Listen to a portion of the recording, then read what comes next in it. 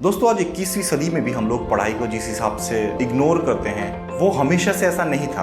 आज समय बहुत टफ हो चुका है, लेकिन इससे भी टफ पहले के ज़माने में थे जब अगल बगल के घर में पढ़ने वाला कोई होता नहीं था। 2011 के सेंसस के हिसाब से आज भी हम लोगों का ग्रेजुएशन परसेंटेज 10% से नीचे का है। तो फिर सोचिए आज से 150 साल पहले किस तरह से लोग पढ़ाई करते थे। तब भी स्कूल्स वगैरह थे, कंपटीशन थे, लोगों को आगे बढ़ने की चाहत थी, लेकिन तब कैसे पढ़ते थे।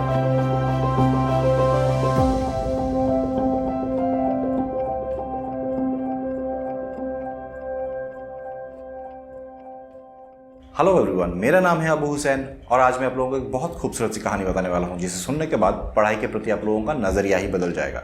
दोस्तों ये वीडियो देखने के बाद में अगर आपको थोड़ी सी भी अच्छी लगे तो प्लीज़ इसे लाइक और शेयर कर देना। कोई सुझाव है तो कमेंट बॉक्स में बताना और इस चैनल को सब्सक्राइब करना तो बिल्कुल मत भूलिएगा। दोस्तों ये कहानी है 1887 की, जब 17 साल का एक लड़का जस्ट मैट्रिकुलेशन पास करके कॉलेज में एडमिशन लिया था। राजकोट में रहने वाला ये लड़का जिस कॉलेज में एडमिशन लिया था वो उन लोगों के घर से बहुत ज्यादा दूर नहीं था। कॉलेज का नाम था भावनगर श्यामलदास कॉलेज और ये कॉलेज बहुत सस्ती भी थी। पढ़ाई में ये लड़का बहुत अच्छा था, लेकिन कॉलेज में इसका मन ही नहीं लग रहा था। फर्स्ट टर्म देने के बाद कॉलेज की छुट्टियों में ये घर वापस आता है। वहाँ पे ये अपने बड़े भाई और माँ के साथ एक दिन बैठा था, तब उन लोगों के घर पे उन लोगों का एक फैमिली फ्रेंड आते हैं। उनका नाम था भावजी दबे। वो पढ़े लिखे ब्राह्मण और समझदार थे। उन्हें ये जोशी जी बुलाते थे। इस लड़के का पिताजी का नाम था काबा, जो एक जाने माने व्यक्ति थे। वो राजकोट के दीवान थे और कुछ वक्त के लिए राजकोट और बांकानेर के प्राइम मिनिस्टर भी थे। अभी वो जिंदा नहीं थे, लेकिन फैमिली फ्रेंड और एडवाइजर के हिसाब से जोशी जी का यहाँ आना जाना लगा रहता था। खैर, हालचाल पूछते हुए जब जोशी जी को मालूम चलता है कि ये लड़का कॉलेज में पढ़ता है, तब वो उसे सलाह देते हैं। वो कहते हैं कि ये लड़का इंग्लैंड से बैरिस्ट्री क्यों नहीं पढ़ लेता, क्योंकि वो चाहते थे कि उसका फैमिली का कोई ना कोई उसके पिताजी का गद्दी संभाले, और जिसके लिए इंग्लैंड से बैरिस्ट्री पढ़ना सबसे सही होगा। वो कहते हैं कि यहाँ पे बीए कंप्लीट करने के लिए उसको 5 साल लग जाएगी और 5 साल के बाद उसे ज्यादा से ज्यादा 60 रुपए वाली तनख्वाह की ही नौकरी मिलेगी। लेकिन वो बैरिस्ट्री अगर इंग्लैंड से करके आता है तो उसे यहाँ के दीवान का पोस्ट मिल सकता है। खर्चा भी बहुत ज्यादा नहीं, 4-5 हजार जैसा ही लगेगा। जोशी जी तब उस लड़के से पूछते हैं कि वो जाने के लिए तैयार है कि नहीं। लड़के का मन में तो तब हवाई महल बन रहा था। वो कहता है कि मैं मेडिकल लाइन की ही पढ़ाई कर लेता हूँ। बड़े भैया तब मना करता है। वो कहते हैं कि हमारे वैष्णव धर्म में मरे हुए आदमी को काटना फाड़ने को मना किया गया है। पिताजी भी ये नहीं चाहते थे। जोशी जी कहते हैं कि इससे उन्हें कोई एतराज नहीं है और ब्राह्मण धर्म में भी इसे मना नहीं किया गया है, लेकिन मेडिकल लाइन का पढ़ाई करके वो दीवान नहीं बन सकता है। इसीलिए अगर उसे दीवान बनना है तो इंग्लैंड से बैरिस्ट्री का पढ़ाई करना ही सबसे समझदारी का काम होगा। जोशी जी तो इसके बाद चले जाते हैं, लेकिन ये लोग आ जाते हैं उलझन में। सबसे ज्यादा टेंशन में आई उसकी माँ, क्योंकि इंग्लैंड में जाके रहने का मतलब था उन लोगों के खुद के धर्म से कॉम्प्रोमाइज करना। वहां के जैसा रहन सहन, वहां के जैसा उठना बैठना सब उनका बेटा सीख जाएगा। फिर वो वेजिटेरियन नहीं रहेगा, वहां पे जाके औरतों का संगत में आएगा, ड्रिंक्स करने लग जाएगा। उनके मोट मनिया समुदाय के कोई भी लड़का तब तक इंग्लैंड जाकर पढ़ाई करके नहीं आया था, तो अपने बेटे को वो कैसे भेजे। फिर उसकी माँ कहती है कि अभी हम लोगों का परिवार का सबसे बड़ा सदस्य तुम्हारे चचा जी है, जाओ पहले उनसे मशवरा कर लो। चचा जी रहते थे पोरबंदर में, उनके घर से 180 किलोमीटर दूर। बैलगाड़ी में 5 दिन की जर्नी थी, लेकिन एक्साइटमेंट इतना ज्यादा था कि इन लोगों ने क्या किया, आधा रास्ता बैलगाड़ी का लिया और आधा रास्ता ऊंट का लिया।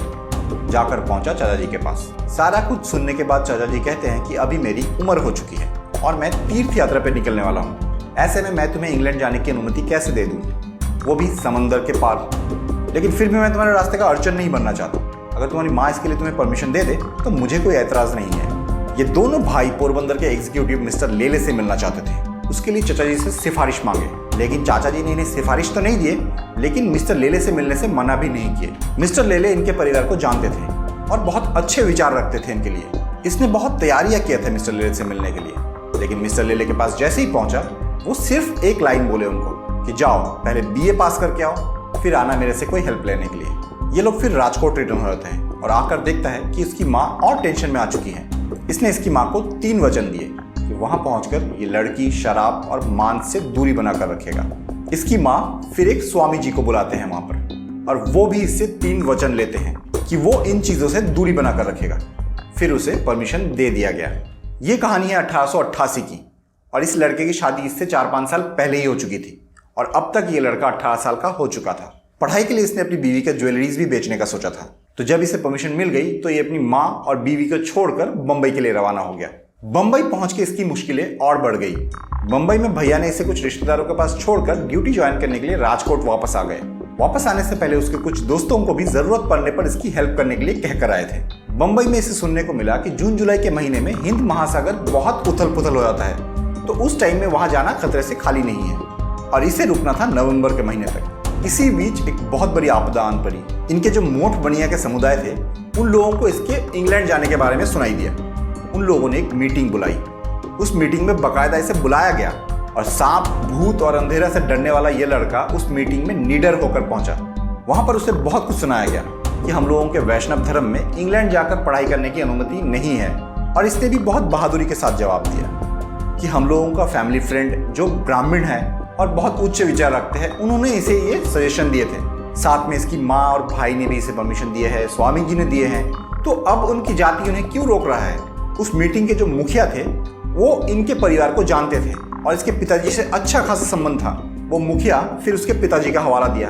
फिर भी ये लड़का निडर होकर जवाब दिया कि मुझे सारा कुछ पता है और इस मामले में हमारी जाति को बीच में नहीं आना चाहिए। फिर वो मुखिया गुस्से में आ जाते हैं। वो कहते हैं कि इस लड़के को हमारी जाति से बहिष्कार किया जाता है और इसे जो भी इंसान हेल्प करने जाएगा उसे ₹1.25 का जुर्माना भरना पड़ेगा।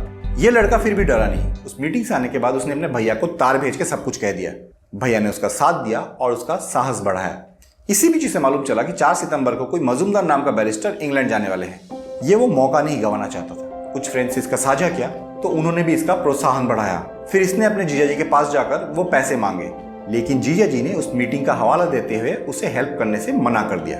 फिर इसने अपने भैया के उस दोस्त से हेल्प मांगा और वो खुशी खुशी से हेल्प कर दिया और वो फिर अपना टिकट वगैरह बनवाया और फिर किसी दोस्त से इंग्लैंड जाने के लिए सामान, ड्रेस वगैरह मंगवाया।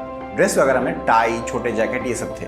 इसे वो सब बिल्कुल पसंद नहीं था उस वक्त और वो इसे असभ्य मानता था। लेकिन इंग्लैंड जाने की खुशी के सामने ये सब छोटी छोटी चीजों को वो नजरअंदाज कर दिया।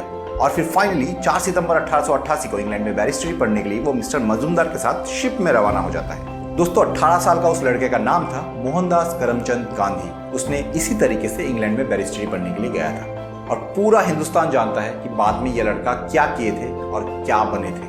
बात सिर्फ हिंदुस्तान की नहीं है, उनके नाम का डंका पूरे दुनिया में आज भी बजता है। और उसके पिताजी का नाम था करमचंद उत्तमचंद गांधी, जिन्हें काबा गांधी के नाम से जाना जाता था। दोस्तों हर दौर चैलेंजेस से भरा हुआ है। आज जितनी कठिन सिचुएशंस को हम लोग फेस करते हैं, पहले इससे भी कठिन सिचुएशंस होते थे और ये घटना हम लोगों को ऐसे कठिन से कठिन दौर के बारे में समझाती है। और कोई भी दौर आसान नहीं होता। आज फिर भी जितना कठिन है, आने वाले दिनों में इससे भी कठिन दिखेंगे। आज हम लोगों को लग रहा है कि दुनिया बदल गई है। नहीं, दुनिया हमेशा ही बदलती है और बदलना ही इसका रूप है। आने वाले दिनों में और बदलेंगे और हम सबको समय के साथ ही चलना पड़ेगा। जय हिंद दोस्तों।